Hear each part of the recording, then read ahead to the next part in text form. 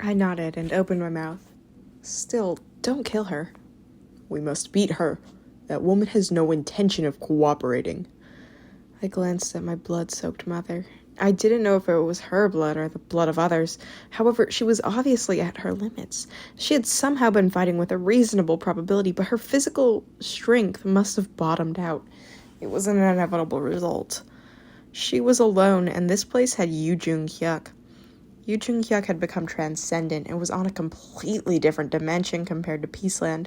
No matter how great the story, it was impossible with just a shadow. It wouldn't be easy to overcome a transcendent unless one part of the body descended, but my mother didn't have enough probability remaining. The constellation Demon-like Judge of Fire is gulping. The constellation Prisoner of the Golden Headband is paying attention to your choice. The constellation Abyssal Black Flame Dragon is observing your atrocious acts. I left my party members and headed towards my mother. Stop trying. The fourth wall is shaking faintly. Why are you stopping me? My mother's face didn't look so good, despite it being barely visible through the shadow of the constellation. Only her eyes and mouth were barely revealed. It was a distance that could be crossed, but I could never reach her. It was the same in prison, and even now. This had become our distance. She told me, "If I talk, you won't listen." This person, why was she going so far? Why did she keep doing this despite her bloody body? My companions were watching me. Their eyes were asking me to make the right choice. I sighed and opened my mouth. Just once. I will listen just once. So tell me. I was surprised by the words that came out of my own mouth. Tell me the story properly. I didn't know I could say this. I squeezed out these words, even though I didn't know if I was sincere or not. My mother's eyes shook. How long can you stay like this? Don't keep it to yourself and tell me. Why are you blocking me? Mother, why did you come all the way here? Anything, saying anything is fine. If I say it... I saw the eyes that seemed like they would cry and realized all the stories so far had been connected. I was her child, so I knew. The reason my mother blocked me was related to why my mother wrote the essay. I would be hurt. I would break. My previous life might be ruined. Tell me. I had long thought about it. Perhaps it was the story I had already predicted. There were so many hints from the constellations that it would be odd if I didn't know. Nevertheless, I wanted to hear the story directly from my mother's mouth. It might completely change my life, but I had to listen, even if the wall shook again. It was because it was my story. Some stories couldn't be understood if I missed a page. Soon, my mother's lips opened. However, in this damn scenario, it wasn't a story just involving mother and son. The nebula Vetus is looking at your fate. The nebula Olympus is looking at your fate. The nebula Papyrus is looking at your fate. A new drama wasn't allowed for us. The nebula's messages popped up and intense sparks filled the air. My mother grabbed her head with both hands and started to scream. I yelled and ran towards her. The moment my outstretched hand was about to reach my mother, the shadow of Founder's mother caught me. Constellation Kim Tokcha, you can't pass here. There was a crack on the 8-beaded bell, and black, muddy waves overflowed. There was a fierce sound like the sky was being ripped apart, and a vortex appeared in the sky. A portal was opening at the center of the vortex. The Great Hall. The excessive probability had summoned a being who would destroy everything. Everyone, don't look at it. Close your eyes. I shouted the moment I saw the tentacles coming from the hall. I didn't know about Cheok Jungyung, who was a transcendent, but ordinary incarnations would collapse just from seeing such as an existence. An outer god. Cheok Jungyung's expression hardened. We were convinced when we saw the tentacles coming from the Great Hall. This was an outer god, a god who was called due to the sacrifice of Founder's mother. Thunder fell from the crack in the sky while distorted time and space screamed painfully. It was similar but different to when that guy was summoned on Peaceland.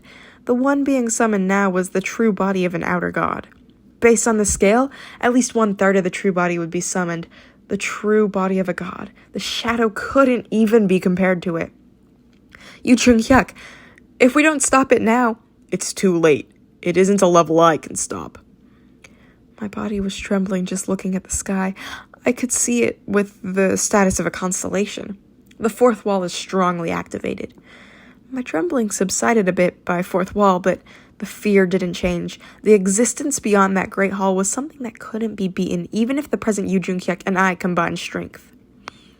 In the midst of this helplessness, I realized something. Now it wasn't a fight for incarnations. Kwa! Some of the incarnations with upper grade constellations shed blood and died the moment they saw this existence. Yu Jung-hyuk and I protected the party members and retreated. Yu Jung-hyuk's eyes were becoming darker. I spoke in resistance. Don't worry, the constellations won't stay quiet once this type of guy descends. It was shown at the constellation banquet that the constellations and outer gods didn't have a good relationship. In a situation where the god descended, no other constellations would intervene. The great sage, the equal of heaven, Uriel, and the slightly reliable black flame dragon. However, the constellation showed no response to the true body of the god passing through. Yu Jung-hyuk spoke through gritted teeth. I don't know how they can be ignorant. It was a confusing situation for me as well. This was the descent of an outer god. Why wasn't anyone coming to help us? Some constellations are astonished by the coming of the outer god. Some constellations are complaining about the tyranny of some nebula. What? Constellation Prisoner of the Golden Headband is showing hostility towards the nebula Papyrus. The constellation Abyssal Black Flame Dragon is baring his fangs to the nebula Vedas. The constellation Demon Lake Judge of Fire resents the atrocious acts of the nebula Olympus. Now I realized. I see. This damn situation. All constellations on the Korean peninsula are wondering which nebula you will choose. This was all happening because of me. The messages popped up in turn. A number of nebula want you to inherit their stories. If you inherit a story, your existence will be forcibly bound to the nebula. The nebula Olympus wants you to inherit Lightning Carnival. The nebula Olympus wants you to inherit Thunder Guide. The nebula Papyrus wants you to inherit Master the Typhoon Wolf. All nebula are offering you a final choice. All the constellations on the Korean peninsula are watching your choice. I laughed. This was why I didn't like the constellations. Lightning Carnival, Thunder Guide, Master the Typhoon Wolf. They were all stories of constellations with histories of killing their own relatives. At the same time, each nebula had a powerful story. Perhaps if I succeeded their stories, I would be able to repel the outer god. Then my mother would die here. Yu Jung-hyuk was watching me. His eyes asked what I was going to do. I said to him, Yu Jung-hyuk, do you remember the nebula we made? Kim Dokja's company. It wasn't simply to save my mother. Everything would end if I belonged to a nebula. There was no way I could overcome the unfair contract with them, and I would never be able to reach the end of the story. You still want to use that name. Yu Jung-hyuk frowned as he moved close to me and pulled out a sword. I will choose the name of the nebula. I smiled at the thought of Yu Jung-hyuk that was joking. The energy of transcendence could be felt by my side. It was strangely relieving despite the presence of a person who had long surpassed my scale. It might be because I felt like we were standing on the same horizon for the first time since the scenario began. I declared towards the stars in the night sky, I won't bow to your fate. I pointed my sword towards those silent gazes. I will decide my story. Then I heard a laugh from somewhere. Along with the laughing sound, I heard a whisper from the universe that seemed to be mocking these insignificant worms. Unfortunate constellation. You who killed your father with your own hands. You who will destroy your mother. You who will see the downfall of your precious things. I stared at the outer god. If he finished his descent, the second floor of the dark castle would be completely erased. It was a different situation from Peaceland. There was no place to go if a crisis happened here. However, inside me was a constellation who was as weary of the word fate as I was. A few hundred years have passed and things haven't changed. Damn son of a bitch. Cheok Jungyung's presence inside of me started to be released. I didn't know if it was possible for Cheok Jungyung to cope with the god from another world. Still, I had no choice but to believe in him. Cheok Jungyung shouted towards Founder's mother, who was half eaten by the god from another world. "Founder's mother, why did you make a deal with the outer god?" It was a deep and resonant voice filled with anger. "Since when did Hongik become so cheap?" Surprisingly, the Founder's mother replied, "I didn't make a deal with the outer god." "And what is this situation?" "I'm sorry. There was no other way. To protect the scenarios of the Korean Peninsula, this incarnation should be here. That man shouldn't return to the Korean Peninsula. Otherwise, the other nebula..." "Did you make a deal with the nebula?" Cheok Jungyung exclaimed. "Are you still so obsessed with that little land that you're now betraying your descendants?" "You don't know. What the hell is this? Where is the creation god? Why is he invisible when something like this is happening?" "The creation god..." However, the words of the Founder's mother didn't finish. The next moment, I felt Cheok Jungyung looking towards the sky. "Don't tell me." The night sky sent an indirect message before answering. "The nebula declares that anyone who helps Goryo's first sword will be regarded as their enemy in the future." Then, like magic, the indirect messages in the night sky became calm.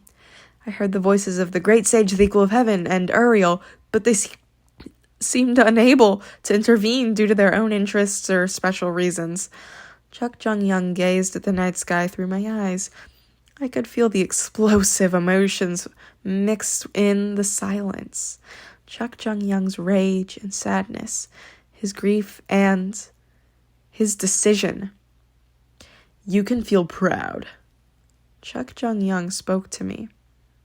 "Those who are at the highest point in this damn world are afraid of you. What is pride worth when I'm gonna die? You won't die." They were just words, but they were words spoken by a constellation.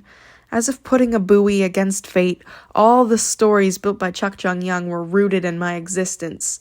"I won't let you die."